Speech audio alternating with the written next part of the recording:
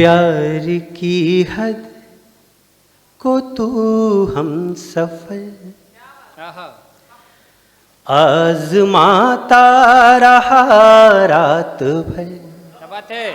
एक निवेदन स्वीकार करें मुझे कि एक कान से मुझे सुने तो दूसरे से निकाल अवश्य दीजिएगा।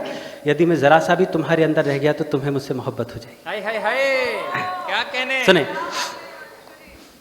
प्यार की हद को तू हम सफर आजमाता रहा रात भर। हाँ।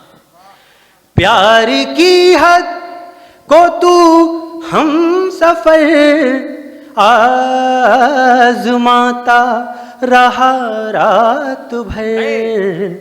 जिक्र करके किसी गैर का, जिक्र करके किसी गैर का दिल जलाता रहा रात भर। प्यार की हद को तू हम सफर आजमाता रहा रात भर। शेर से स्वागत। लेके अंगड़ाइयां चांदनी मेरे पहलू में सोती रही। कमाल स्वर। पहलू मतलब बगल में। लेके अंगड़ाइयां चांदनी मेरे पहलू में सोती रही। चांद खिड़की को तकते हुए, चांद खिड़की को तकते हुए कसमसाता रहा रात भर। चांद खिड़की को तकते हुए कसमसाता रहा रात भर। प्यार की हद को तू हम सफर। शेर से। आप लोगों ने अवश्य अपने जीवन में प्रेम किया होगा और जो प्रेम करता है उसके जीवन में ये एक अवस्था अवश्य आती है। आप सुनिए। स्वागत। याद तेरी ये क्या आ गई, नींद से दुश्मनी हो गई। हाय हाय, होता ना कभी कुछ ऐसी लड़ाई हो जाए तो फिर आपको सारी रात भर नींद नहीं आती। पहले मेरे साथ भी होता था, फिर मेरा ब्याह हो गया तो अब नहीं होता है। अब अन्य परिस्थितियों की वजह से नींद नहीं आती है। सुने। याद तेरी ये क्या आ गई, नींद से दुश्मनी हो गई। अब तालियां उठे।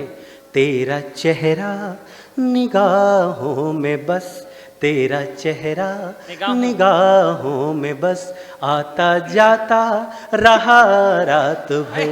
तेरा चेहरा निगाहों में बस आता जाता रहा रात भर। प्यार की हद को तू हम सफर। शेर से। स्वागत। तेरे खत ने ये क्या कर दिया, सारा आलम धुआं हो गया। हाय हाय, हाय हाय। तेरे खत ने ये क्या कर दिया, सारा आलम धुआं हो गया। दिल में शोले सुलगते रहे, दिल में शोले सुलगते रहे, मैं बुझाता रहा रात भर। दिल में शोले सुलगते रहे, मैं बुझाता रहा रात भर। प्यार की हद क्यों तू हम। क्या कहने। आप कहाँ खो गई देवी जी। सुने, मैं गजल पढ़ रहा हूँ। शेर सुने। स्वागत।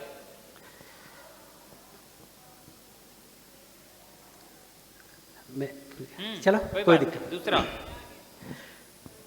अंतिम शेर था, मेरी नज़र उनकी तरफ चली गई, मुझे लगा वो कहीं खो गई है। एक अच्छा शायरी वही है जब वो अपनी कहानी कहे तो आपको ऐसा लगना चाहिए कि ये मेरी कहानी कह रहा है। शेर सुने। प्रेम करो तो इतनी प्रेम में निष्ठुरता ना हो कि आपके जीवन में जो आपसे सच्चा प्रेम करने वाला है वो चला जाए आपकी इस निष्ठुरता की वजह से। शेर सुने। इतनी भी बेरुखी प्यार में अच्छी होती नहीं हम सफर। इतनी भी बेरुखी प्यार में अच्छी होती नहीं हम सफर, नाम तेरा मैं लिखता गया, नाम तेरा मैं लिखता गया, तू मिटाता रहा रात भर, नाम तेरा मैं लिखता रहा, तू मिटाता रहा रात भर, प्यार की हद को तू हम सफर आजमाता रहा रात भर, जिक्र करके किसी गैर का दिल जलाता रहा रात भर।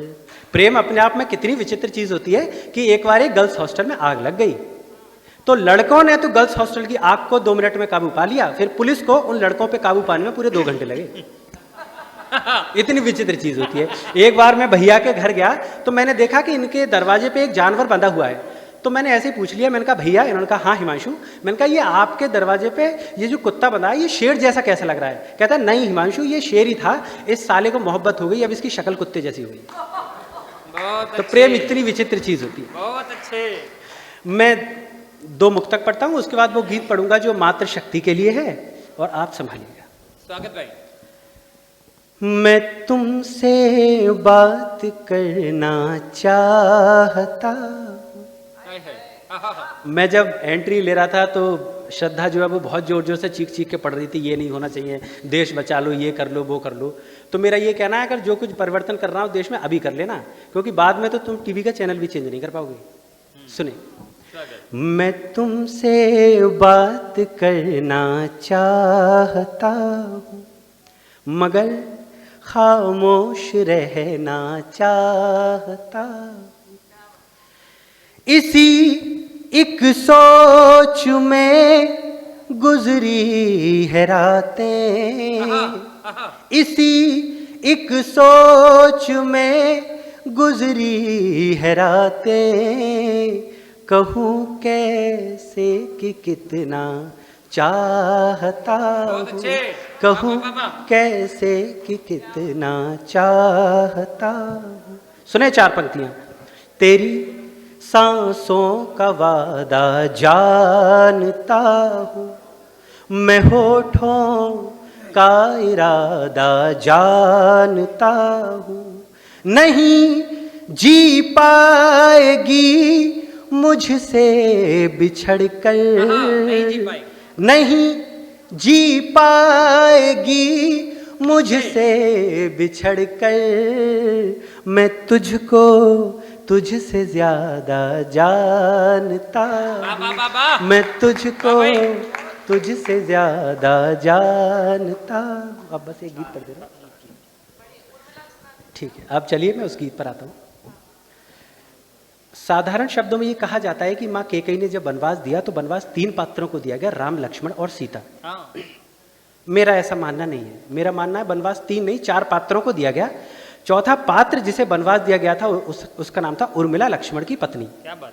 बहुत आसान होता है सब कुछ त्याग कर वन में जाकर वनवास काटना, परंतु ऐसी अवस्था में महलों में रहकर वनवास काटना जहाँ पायलों की रुंझुन हो, मेहंदी की महक हो, ढोलक की थापे हो, ऐसी अवस्था में वनवास काटना कितना कठिन हो सकता है। तो इस तरह की उस पीर पे ये एक गीत का निर्माण हुआ। और उर्मिला सिर्फ लक्ष्मण की पत्नी नहीं है, उर्मिला हर वो स्त्री है जो मैं या आप दिन रात घर में देखते हैं। उर्मिला शहीद की वो पत्नी भी है जिसने अपना सुहाग बलिदान कर दिया। मैंने एक गीत में लिखा कि बिन तुम्हारे सूने मेले हो गए हैं गांव के, बिन तुम्हारे सूने मेले हो गए हैं गांव के, रूठ कर पतझड़ मनाते पेड़ पीपल छांव के, तुम कहाँ हो गांव की पगडंडियां हैं पूछती, और सावन की झुकी ये डालियां हैं पूछती, पूछती हैं तुम कहाँ हो चूड़ियां बाजार में, मैं पढ़ी जाती हूँ जब तक भागवत के सार में, तुम लिखे जाते रहो हर श्लोक के विस्तार। एक बार बहुत जोरदार तालियों के साथ मुझे आदेशित कीजिए और मैं पढ़ता हूँ। स्वागत भाई, स्वागत। एक लक्ष्मण एक सीता, एक दीपक आस का, एक लक्ष्मण एक सीता, एक दीपक आस का, एक भोगी और भी है राम के बनवास का। क्या बात है? एक क्या बात है? भोगी और भी है राम के बनवास। बनवास का। एक भोगी और भी है राम के बनवास का। बंस मौन रहकर छूटती है उर्मिला वचनों की दासी। जब ये तीनों लोग वनवास जा रहे थे तो लक्ष्मण ने उर्मिला से वचन लिए कि मैं वनवास तो जा रहा हूं परंतु मेरे जाने के पश्चात आप विलाप नहीं करेंगी। यदि आप विलाप करती हैं तो आप कमजोर हो गई, और आप कमजोर हो गई तो आप मेरी माँ बाप की सेवा नहीं कर पाएंगी। तो वचनों में बंधी हुई स्त्री है, स्त्री का उर्मिला मन है और ये बंध है। मौन रहकर छूटती है उर्मिला वचनों की दासी। प्रश्न जब भी पूछती है देह से लिपटी उदासी। जी रही है उर्मिला ऐसे विरह की पीर लेकर, जैसे व्रत साधा गया हो अंजुरी पर नीर लेकर, अंजुरी पर नीर लेकर। फल मिला है, फल मिला है उर्मिला को निर्जला उपवास का। एक भोगी और भी है राम के बनवास का। एक भोगी और भी है राम के बनवास का। बंस में स्वागत। उर्मिला उलझी स्वयं में पीर का पर्याय होकर। हम जब भी रामायण पढ़ते हैं हमने उर्मिला की पीर का तो वर्णन ही नहीं किया। हमने सारी पीर जो है वो सीता के पक्ष में दे दी। उर्मिला का भी तो अपना एक अस्तित्व था। सुने आप। उर्मिला उलझी स्वयं में पीर का पर्याय होकर, राम की पावन कथा का अनसुना अध्याय होकर। मार कर आशाएं मन की कर रही है जल प्रवाहित, देह लेकर फिर रही है उर्मिला आधी विवाहित, उर्मिला आधी विवाहित।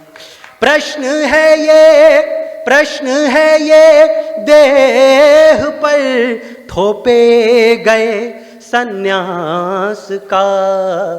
एक भोगी और भी है राम के बनवास का। एक भोगी और भी है राम के बनवास का। बहुत बहुत शुक्रिया। बहुत एक बार भाई हिमांशु भरद्वाज जी के लिए जरा जोरदार तालियां आगे से पीछे तक बजाइए।